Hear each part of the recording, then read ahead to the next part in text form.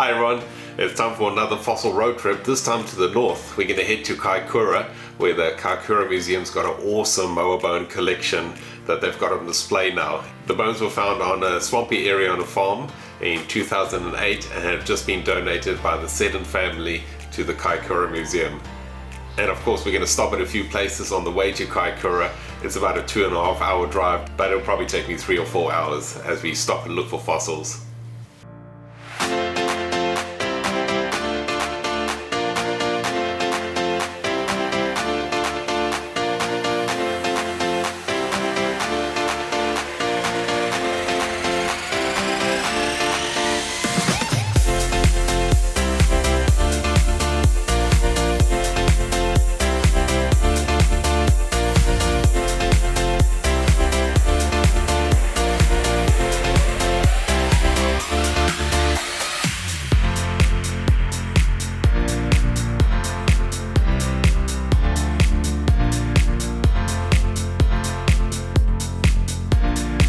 I was just driving past and I saw that rock over there. It looks like a concretion, but no, I'm not so sure. I'll go have a quick look.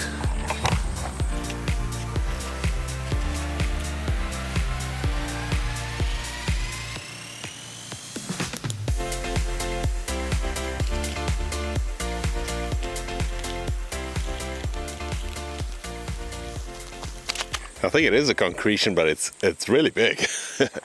So yeah, I'll just leave it there. I couldn't see any bone or anything sticking out.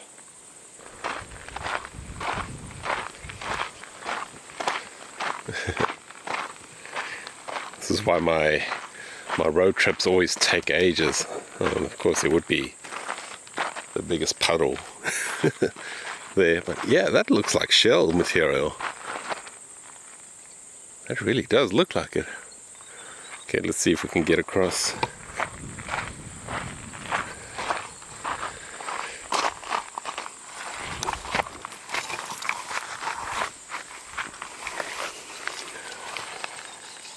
Ooh.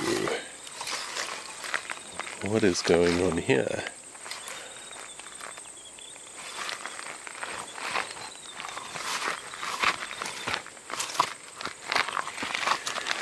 Yeah, that's definitely some shell material. And it's fossil, it's not from a midden, so it's not from an archaeological site. Whoa, I don't want to slip into this puddle.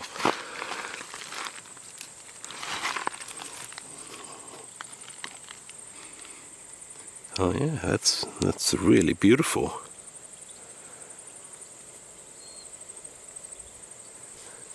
Huh. Did not expect that. Some really large bivalve shells in here. There's one over there. Look over there. That's really cool. It's in a siltstone layer. Which I suspect might be Miocene, or thereabouts anyway. It's strange that all the shells are so broken. They're real thick ones too.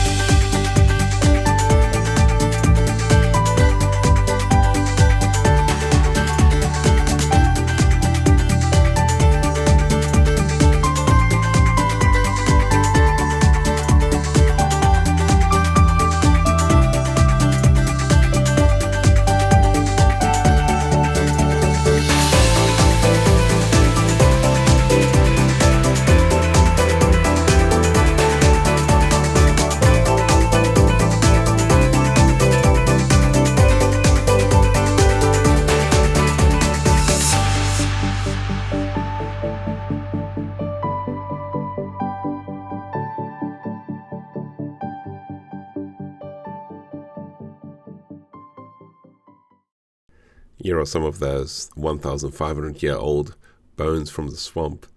And just have a look at the size of the South Island giant moa's leg bones. The one I'm looking at there is the tibia tarsus, and then we've also got the tarsometatarsus, and there's the big pelvis. There were 9 species of moa, and they range in size from turkey-sized up to a 250-kilogram giant, which is about 9 foot tall. They are related to ostriches, cassowaries, and emus, but DNA testing has shown that the closest relative is actually a bird from South America, the tiny tinamous. So that's the dinornis. Wow. Female. Just do that again, sorry? So that's when it would be standing upright. Yeah. That's so big. And then next to it is the dinornis male. Everybody is really shocked that they've, about the dimorphism. Eastern bush. But all the specimens in here are leg. We've got some patella as well, just over here. Oh yeah. That's it. And there's the dinornis one, but there's also a little tiny juvenile. Yeah. This particular collection was discovered in Lezo, in Kaikōura. It's the biggest collection of moa bones that's ever been found in Kaikōura, and it's one of the biggest that's actually been found in the country, so it's a very significant collection. We are so lucky to have it here at this museum. It was donated by the landowners just recently, although they were actually done up in 2005, so that was quite a long time ago. But they've come to the museum for us to look after. And the reason we're letting everybody come and have a look is because we have to carefully pack them all away while we work out how we're going to eventually display them, look after them, and find out more about them. We don't know everything there is to know about these bones. Is a little bush moa. So this is one of these, okay? That's what that represents. Now this here has been made from... It's been 3D printed using real bones, though, was it? Yeah. As the source material? From Auckland Museum, 3 different moa, because it's very rare to find a complete moa. So it's from 3 different moa that they 3D scanned. So it's exactly the same size. Right. Yeah, so that's what we hope to do one day. We've got aspirations to get all this collection 3D scanned, and maybe one day we could have one-leg species articulated like this, and you can really get a sense of what they were, but we don't actually know how many different individual species are represented here, because all of the bones were swept sort of with the movement of water into the corner of the swamp. They weren't in nice, neat, whole skeletons. Really, they were just a massive pile of bones, which took a very long time for them to sort through and clean. I can't get over how big these moa were. The South Island giant moa was 250 kilograms. That's more than, 500 pounds?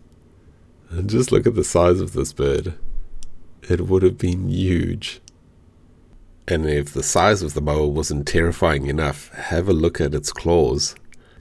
This is one with the skin still remaining, and it's in the Natural History Museum in London.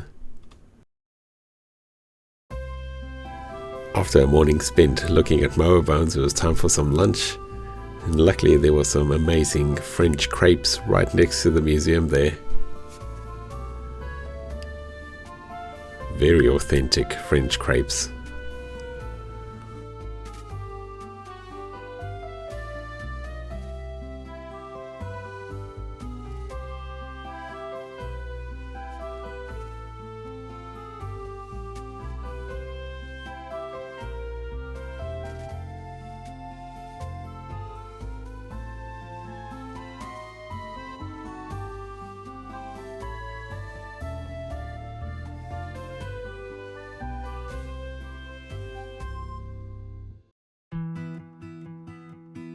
This is where I'm staying for the night. This is at Wacky Stays, and there's a train over there. And there's a yurt. It's a Bedford truck. It's pretty cool. It was a bit of a tight squeeze inside, but it had everything I needed. It had a fridge, a kitchen, yeah, and a bed. There was even a log burner inside, but I didn't try that out. It was just about feeding time for the animals, so I headed over to the farm side. Yeah, old strawberries, some fruit, some lettuce and cabbage. The bigger one there is Bambi, and then Nosy. You're welcome to give him a pet. Sometimes the back is a little easier.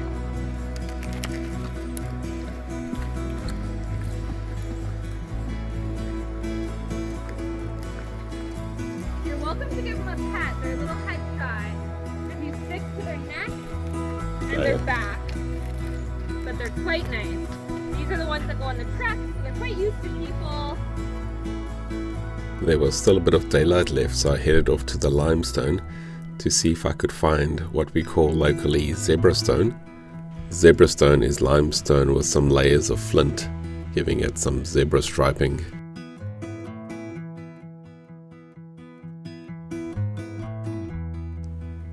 I found a couple of pieces, but they were all quite broken.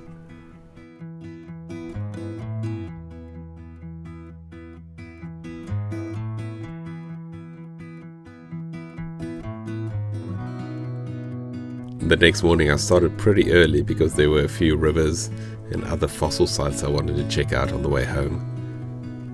There were so many dolphins on this stretch of coast just going out from Kaikōura.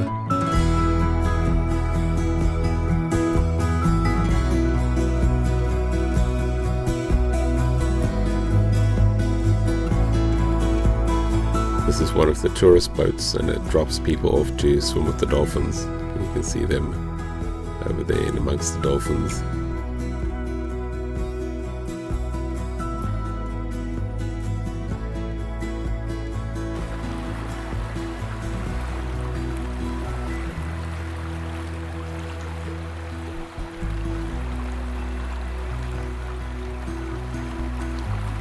Have a look at this jasper I just found. It's beautiful, it's red and yellow, and it's got nice veins of chalcedony going through it. It's really big, but I'm going to take this home. That might be worth cutting. That's beautiful. I'm just following this dry creek over here and spotted something down there. Looks like bone. Yeah, I think that's bone. What it is from is anybody's guess. It's definitely fossilized. It's like a rock. That's good. Could be from Moa. It's always a little bit worrying when you come across this crime scene tape. It looks like it's washed down river, so I assume it's from, something that happened upriver. We'll just keep an eye out.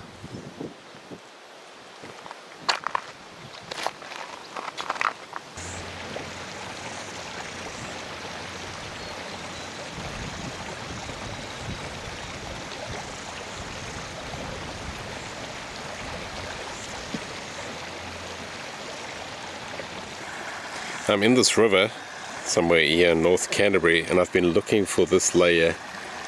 Finally found it like an hour in.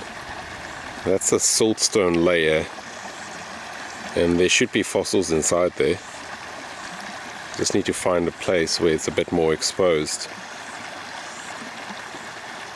Yeah, I found it maybe 2-3 years ago. I was trying to get to it now today, but it wasn't where it was before, so it's a bit further upstream. Yeah, I'm gonna see if I can find another patch of that that's exposed and dry. I was almost back at the car and I came across these little bits of bone over here. These are fragments, and it looks like the bone had been hit by one of the 4x4 trucks that drives up and down this river. Unfortunately, the footage that I took wasn't saved, but I did get some photos of it. I gathered up all the pieces I could find and took them back to the workshop. I'm just going to get rid of all that, those little river stones. It's obviously washed down the river. Getting rid of all that.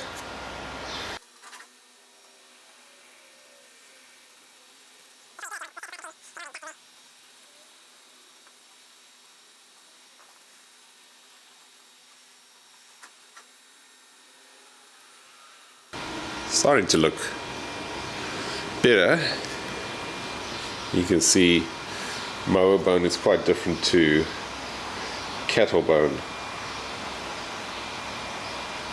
It's not quite as hollow as a flying bird, so it's got a bit more structure going through there for strength because they were really big and heavy. Usually if I want to glue something together that I'm not going to send in for testing or anything like that, then I use CA glue, super glue, rather than Paraloid. You can use Paraloid B72 for gluing as well. In my experience, it's not been as strong, where super glue, once it's in there, it's in there.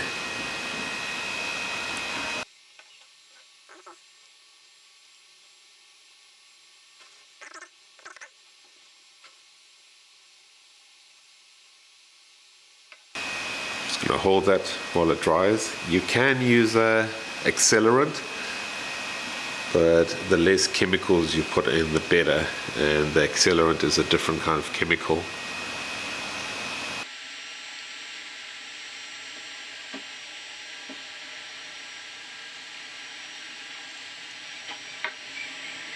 Well, it's starting to look like a piece of bone. Not sure what bone yet. Maybe tibia tarsus, so one of the leg bones. Well, it has to be a leg bone on a mower, given this size, but let's see where we can fit these tiny pieces in. That's going to be a little bit trickier, I think.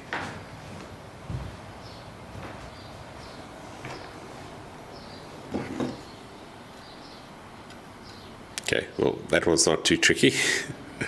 That one's definitely going in there.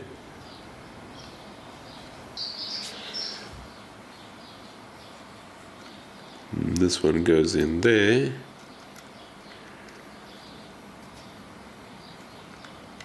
Kind of like that. Hopefully we've got that triangular piece.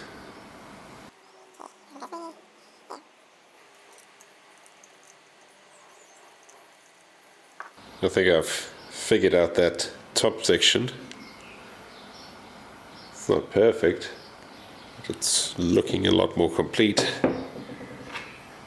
And then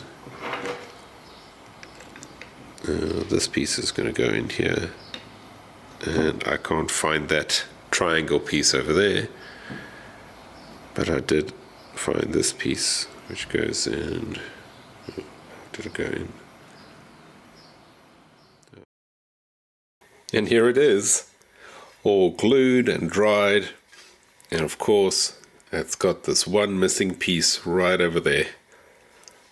Actually thinking about 3D scanning it and then printing a little replacement bit for that. You can see these edges where it's worn. This is where it was tumbling down the river and got worn round and smooth like that. The bits that are broken were very angular, a lot sharper.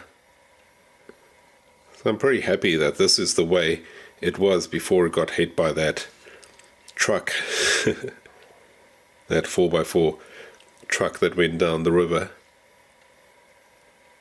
But also I probably wouldn't have spotted it for mower if it hadn't been hit by a car.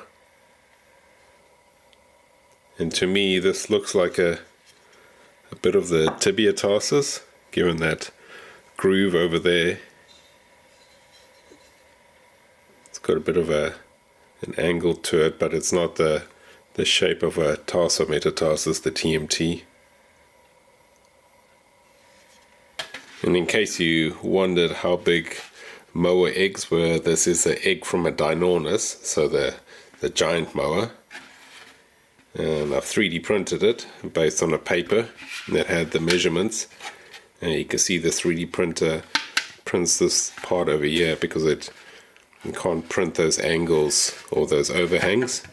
And it also wouldn't have balanced by itself. So I'm just going to remove that. Here we go. One moa egg.